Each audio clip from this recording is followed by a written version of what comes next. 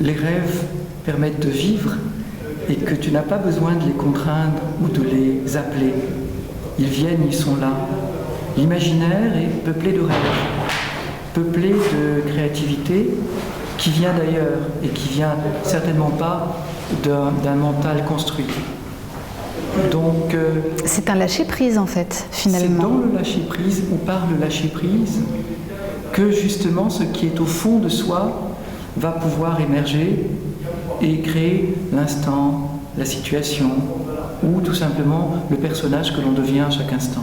Mais quand on est adulte, qu'on a une vie, qu'on vit bien, qu'on a, je ne sais pas, une famille, et que tout d'un coup on se dit mais je sens que je vais bien, mais il y a quand même quelque chose qui me chiffonne, j'aimerais aller mieux. Comment on fait? C'est en toi, en chacun d'entre nous, qu'il y a cette clé. Tu commençais par là, la clé et la créativité. Oui, cette créativité, tu la portes en toi et c'est la clé. Et à chaque instant, tu peux créer ta vie. À partir du moment où tu t'en sens responsable, tu développes cette faculté d'être libre. Est-ce que ça peut aider à gérer la peur que ça peut susciter? Parce que tout de même, se dire que finalement, on peut faire ce qu'on veut, si on est acteur, si on est responsable, ça veut dire qu'il y a beaucoup de choses qu'on a construites qu'on pourrait dire finalement ça j'en veux plus, finalement, je ne sais pas, je parlais d'un contexte familial où d'un coup on se rend compte qu'on a envie de voyager et que tant pis la famille. Comment est-ce qu'on gère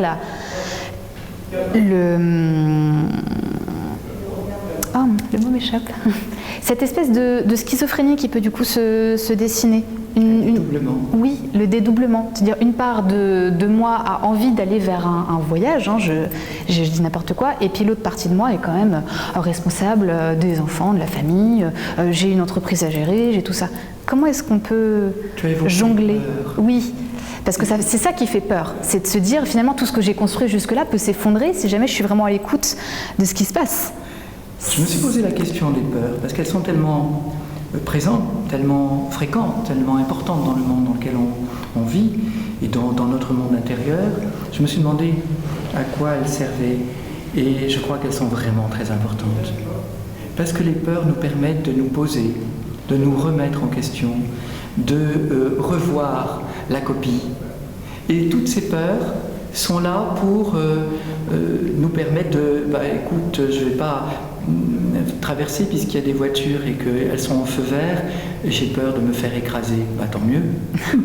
Elle nous protège. Voilà, ça te protège. Et donc, justement, écouter les peurs, savoir ce qu'elles nous disent de soi.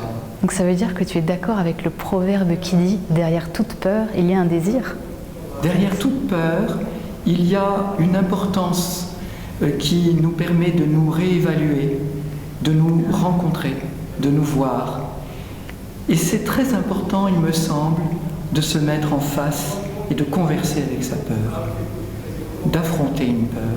Si tu as le vertige, monte sur le toit et regarde en bas. À partir de là, tu vas pouvoir dépasser quelque chose et écouter dans ton être ce qui se dit, ce qui se fait à ce moment-là, pour pouvoir aller plus loin, continuer le chemin et dépasser alors cette peur et peut-être qu'une autre arrivera. Mais à chaque fois, les peurs sont là pour nous parler, pour évoquer quelque chose peut-être de notre histoire. Est-ce que c'est une histoire de cette vie ou antérieure? En tout cas, quelque chose de ce qui nous est arrivé intérieurement ou dans notre histoire physique.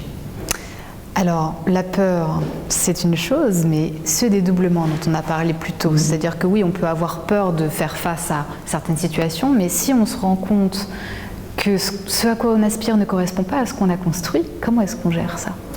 Le dédoublement, c'est très très important. Par exemple, en PNL, on l'utilise beaucoup, on appelle ça la dissociation. PNL, c'est programmation neuro-linguistique, c'est bien ça? Voilà. Et c'est un des outils que j'utilise, que j'adore, parce qu'il est très structurant. Et moi, artiste, évidemment, tu penses bien, j'avais vraiment besoin d'outils très très structurants. Et le dédoublement, en séance de coaching, en séance de PNL, va permettre au PNListe de demander à son patient de se voir, par exemple à distance, au-delà du temps, ou bien sur un écran, et de se transformer. Car si tu te dédoubles et que tu te dissocies de toi et que tu vois Otavia là-bas sur l'écran, ou bien dans 5 ans au bout du chemin, et que tu la vois telle que tu veux la créer dans 5 ans, ou telle que tu aimerais qu'elle soit sur l'écran, eh bien, ça te permet de faire naître en toi les désirs dont tu parlais, les forces, les énergies, et de demander à ton subconscient de te mettre sur ce chemin-là. Là, tu fais référence à la loi de l'attraction, en fait. C'est tout à fait ça. C'est-à-dire que tu vas appeler quelque chose qui va t'appeler. Tu vas faire naître un imaginaire, une vision, et puis des sensations pour aller vers un ailleurs, dans le temps ou dans l'espace, qui finalement va t'appeler et t'attirer à lui. Autrement dit, les extrêmes se rejoignent. Et tu t'aperçois que la loi d'attraction, la clé, c'est le désir. Ce n'est pas l'imaginaire. Ce n'est pas le simple fait de voir. C'est le fait d'avoir dans ton cœur quelque chose de très très fort qui va faire naître les forces dont tu as besoin pour faire ce chemin-là. Et quelle est la place de la créativité dans ce chemin, justement? Alors justement, sur le chemin, dans ce temps-là et dans cet espace-là, la créativité va se développer, va naître, va devenir ce qu'elle a à devenir à chaque instant. Donc la créativité est une résultante, c'est pas un moteur. J'ai envie de dire qu'elle t'accompagne. En fait, c'est un outil alors. J'ai envie de dire que c'est un personnage. Ah. Elle est vivante.